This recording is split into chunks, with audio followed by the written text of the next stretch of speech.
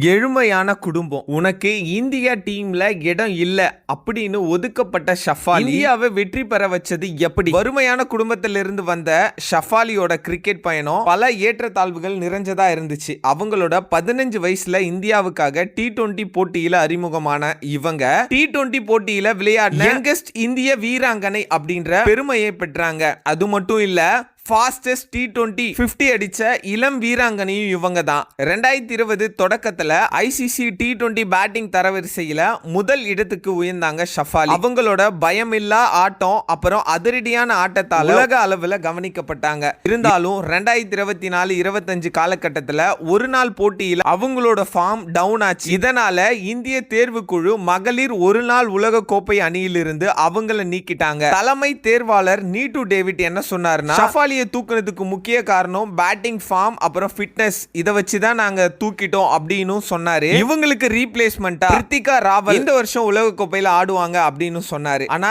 எதிர்பாராத ஒரு திருப்பம் எல்லாத்தையும் மாத்திடுச்சு. பங்களாதேஷ்க்கு எதிரான இந்தியாவோட கடைசி லீக் போட்டியில கிருத்திகா ராவலுக்கு கணுக்கால்ல காயம் ஏற்பட்டுச்சு. உலக கோப்பையில பேலன்ஸ் இருக்கிற போட்டியில விலக்கப்பட்டாங்க. உலக கோப்பையில பேலன்ஸ் இருக்கிற போட்டியில அவங்களால ஆட முடியல. அரையிறுதி நெருங்கிய நிலையில சிறப்பான துவக்க ஆட்டக்காரர் யாரும் இல்லாததால இந்தியா மீண்டும் ஷஃபாலியை திரும்பி பார்த்தாங்க. நீங்க ஒரு விஷயத்தை அதிகமா விரும்பினா பிரபஞ்சம் அந்த விஷயத்தை உங்களுக்கு எப்படியாவது கொடுக்கும் அப்படின்னுவாங்க. அப்படிதான் ஷஃபாலிக்கு வாய்ப்பு தேடி வந்துச்சு.